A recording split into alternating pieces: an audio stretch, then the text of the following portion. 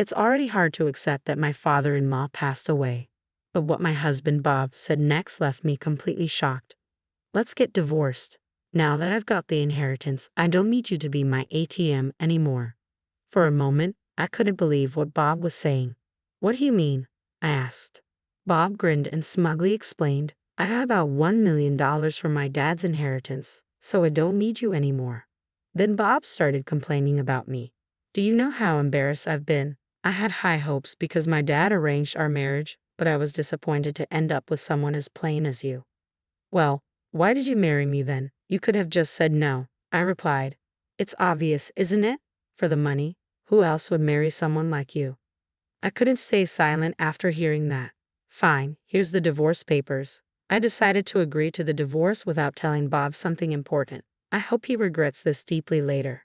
My name is Catherine Smith, and I'm 42 years old. I run a fashion company. I married Bob, who is 2 years younger than me, 2 years ago. Our marriage was arranged. Bob is the son of Mr. Smith, the CDO of a company I've worked with for many years. Being an only child, it seemed Mr. Smith initially intended for Bob to succeed him, but Bob showed no interest and wasn't particularly good at his job. So Bob quickly dropped out of the running for successor and just worked as a regular employee. What attracted me to Bob? His laid-back nature. Since childhood, people often told me I was too serious and lacked spontaneity. I was often praised for being studious, but some people found me too stiff.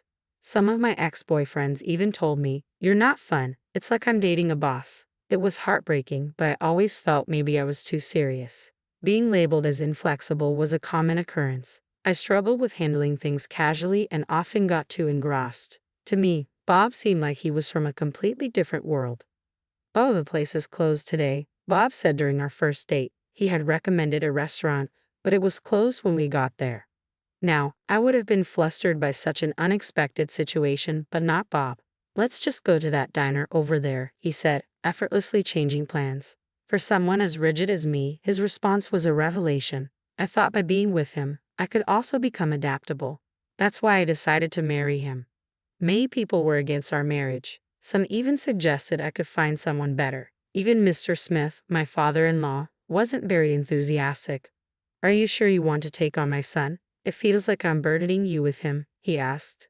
Back then, I felt no one really understood Bob's worth. But maybe they were right. Soon after we got married, Bob quit his job without consulting anyone. He just stopped going to work. When both I and Mr. Smith asked him why, Bob casually said, "Why do I need to work if you are making money for both of us?" My father-in-law and I were so taken aback that we didn't know what to say. Why would he rely solely on me for income? "Oh, the place is closed today," Bob said during our first date. He had recommended a restaurant, but it was closed when we got there. Now, I would have been flustered by such an unexpected situation, but not Bob. "Let's just go to that diner over there," he said, effortlessly changing plans. For someone as rigid as me, his response was a revelation. I thought by being with him, I could also become adaptable. That's why I decided to marry him. Many people were against our marriage. Some even suggested I could find someone better. Even Mr. Smith, my father-in-law, wasn't very enthusiastic. "Are you sure you want to take on my son? It feels like I'm burdening you with him," he asked. Back then, I felt no one really understood Bob's worth. But maybe they were right. Soon after we got married, Bob quit his job without consulting anyone. He just stopped going to work. When both I and Mr. Smith asked him why, Bob casually said, "Why do I need to work if you are making money for both of us?" My father-in-law and I were so taken aback that we didn't know what to say. Why would he rely solely on me for income? I tried to convince Bob many times with the help of my father-in-law, but Bob's way of thinking never changed. "Even if I work, I can't earn as much as Catherine does," he'd say. Right after we got married, Bob boldly declared he'd be a freeloader, and I was tempted to divorce him then and there. If he was a young man in his 20s, maybe I would have found it cute. But this attitude was coming from a man nearing 40. Eventually, we reluctantly agreed that he'd take care of the household chores. Bob's parents had divorced a few years earlier. Apparently, before the divorce, Bob's mother wasn't very good at housework. She couldn't do anything, so I never learned from her, Bob said. It seemed like Bob was making excuses, blaming his mother for his lack of domestic skills. True to his word, initially, Bob was clueless about housework. but with consistent praise and guidance, he managed to handle basic tasks. However, that doesn't mean he became exceptionally good at it. Still, he seemed quite pleased with himself. Thanks to me taking care of the house, Catherine can work. You should be grateful, Bob would say confidently, which often bothered me. But I didn't think it was worth arguing over. Yes, Bob, I really appreciate your help, I'd reply, forcing a smile. There were moments when I felt annoyed, but overall, I think we managed to get along quite well. About a year into our marriage, something significant happened. My father-in-law adopted a child, a 9-year-old boy named Jack. Jack seemed like an ordinary boy, but my father-in-law isn't someone who makes decisions without reason. So why did he suddenly adopt Jack? One day, when we were alone, I asked him. He replied, "Promise you won't tell anyone," and then explained. It turns out Jack was the child of an employee my father-in-law was fond of.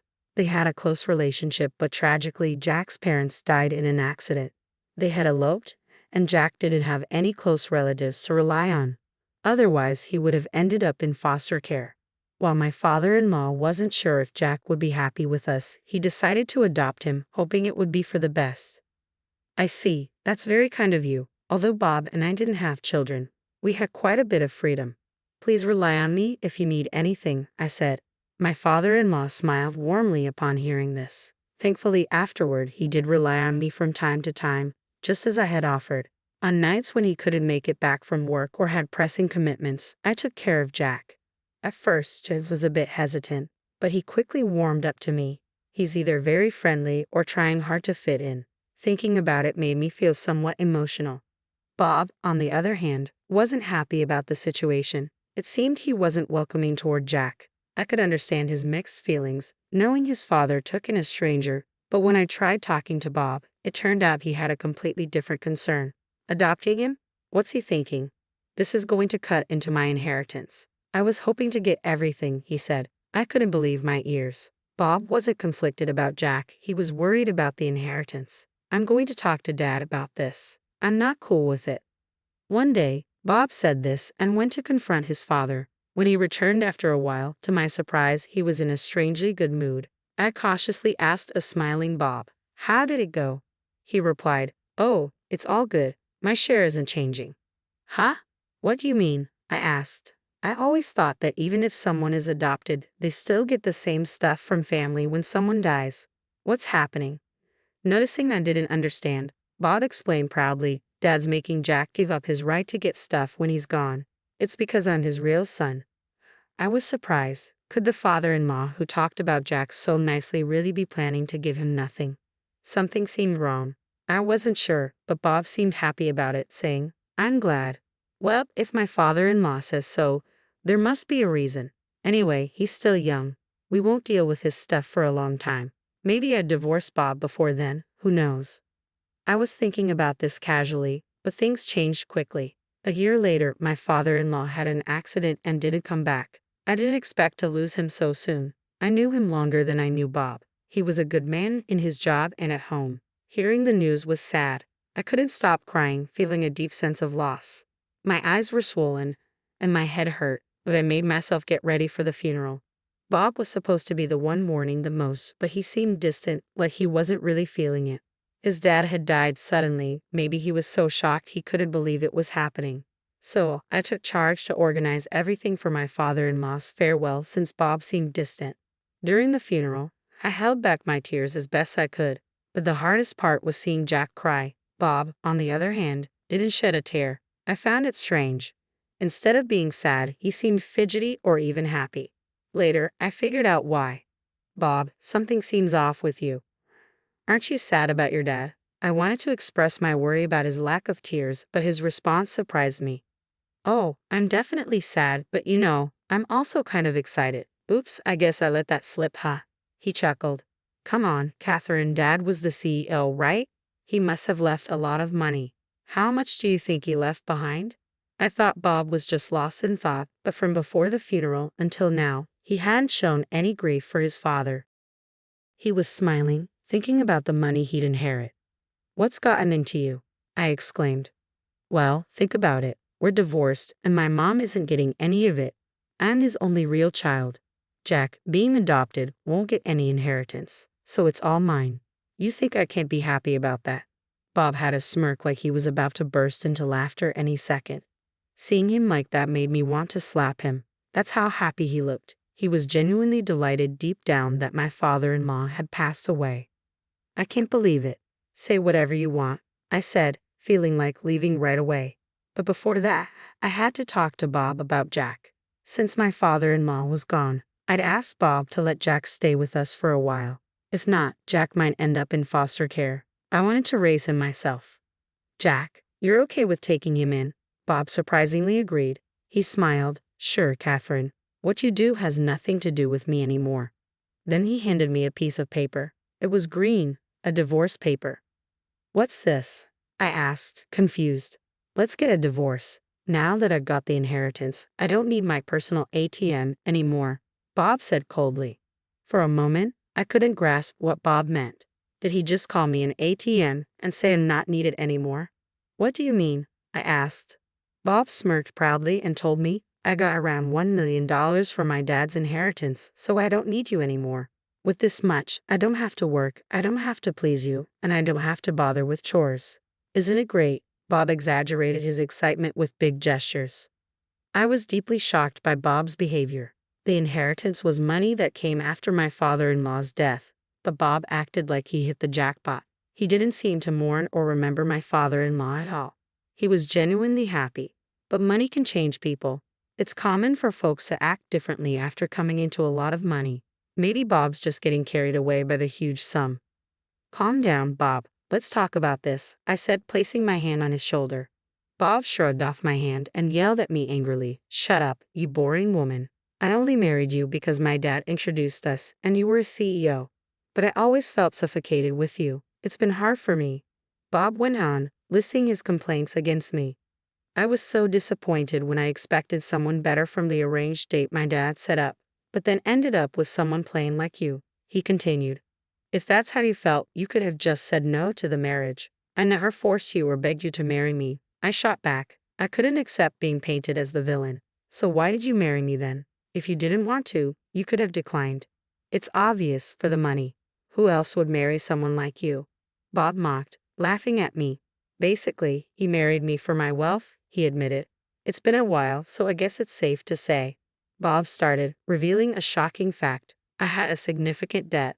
My dad said if I changed my ways and devoted myself to you, he would pay it off. So of course, I would marry you. It meant he never loved me. He just married me for the money. Well, it wasn't fun, but thanks to you, I was saved. Thanks a lot. Seeing Bob laughing so cruelly, I made up my mind. I didn't know this man anymore. I decided not to give him the advice I had planned and started filling out the divorce papers without hesitation. Bob, who had been pushing for the divorce, seemed a bit surprised to see this. Hey, are you thinking of getting a divorce now? Fine, here's the divorce papers, I said after writing them, feeling a sense of accomplishment. Now we were total strangers.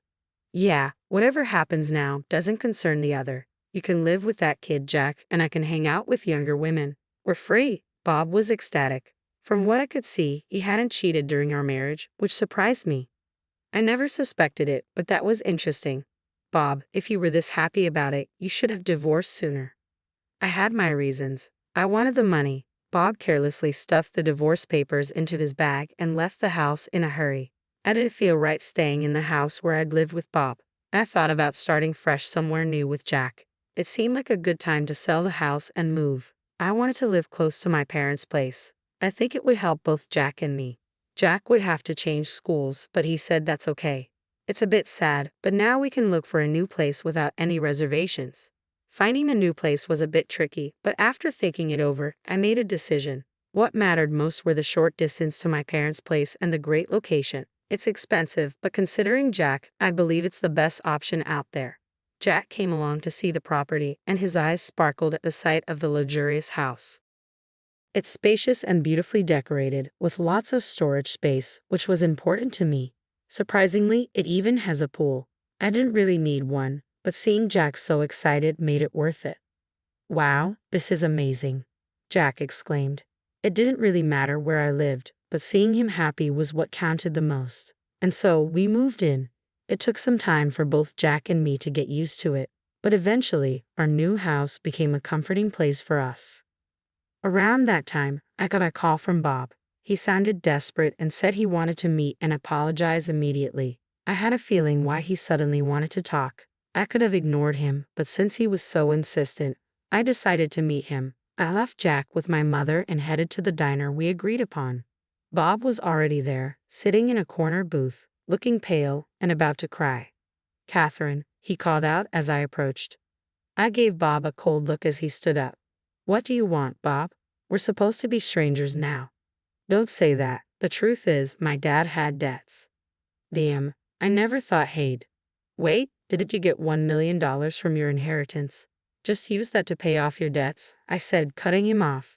"No, the debts are more than what I inherited," Bob explained. He had more debt than the money he got. Bob inherited both money and debts from someone. I didn't know I'd have to pay off the debts too. Bob looked defeated. "Catherine, you must have some savings. We used to be married. Please help me," he begged with a flattering smile. But did Bob forget what he said before? "After all the times you made me feel small, even calling me an ATM, why would I want to help you now?" It was bold of him to ask for help. He said he wanted to say sorry over the phone, but he hadn't yet. "You really regretted marrying me, huh? After everything you said, now you want help?" "Well, back then, I never thought I'd be in this situation," Bob tried to explain. His sudden need for help surprised me. Maybe he thought he wouldn't need my money, but now he's asking for it. "Sorry, I can't help you. I don't have the money." "What do you mean? I heard your business is doing great," Bob argued. "That's not true. I wish he'd stop blaming me for his mistakes. I'm not lying. I just don't have money to lend. Not every bank lends to everyone, right? Why would I lend if I don't expect it back?" Bob looked guilty for a moment, remembering how harsh he'd been to me, but he didn't apologize. He was too proud. "Why are you being so cold? Don't you care about me?" "Oh, did you forget what you said when we divorced? We're strangers now, nothing to do with each other." Weren't those your words? I couldn't understand how he could act like he was the victim. How can he ignore everything he said before? "I might have said that, but I didn't mean it. I never thought things would end up like this," Bob said sadly, leaning on the table. "I thought about the life insurance, but my dad's lawyer said I'm not the beneficiary." "Oh, really?" I chuckled at his words, which surprised Bob. "You don't think Catherine would be the one your dad left it to?" "No, it's not me." "Then why did you laugh?" "Just felt a bit sorry for you, that's all. If it was insurance, I wouldn't have inherited the debts." "Exactly. That's why my father-in-law had Jack give up the inheritance. He left something for Jack through life insurance. Jack was the beneficiary of my father-in-law's life insurance." "Is that all you wanted to talk about? If so, I'm leaving." "There's nothing I can do for you," I said firmly. "Wait, can't we start over? I was just upset about my dad back then, but I truly care about you, Catherine," Bob pleaded. "You mean you only see me as a dollar sign, right?" "I know." Bob tried to deny it, but I wasn't fooled again. "After all, I don't have a single dime to give to someone like you." "Well, someone important is waiting for me at home." With that, I left the diner. I could hear Bob crying out, but it didn't affect me. I needed to hurry home. Jack might be hungry, or maybe he got something from his grandma. I quickly headed to the subway station. As for Bob, I heard he's working multiple part-time jobs to pay off his debts. With no work experience, qualifications, or motivation, he couldn't get a full-time job anywhere. I once saw him working at a convenience store while I was on my way to a client. He looked much older and thinner, quite shocking. Bob, who had been relying on others, was now facing the consequences. There's no sympathy for him. On the other hand, I'm living peacefully with Jack. We even argue sometimes now. It's saddening when Jack ignores me after a fight, but I try to see it as a sign that he's opening up to me. I plan to support him until he can stand on his own 2 feet. That's probably what my father-in-law wished for, and it's my goal in life now.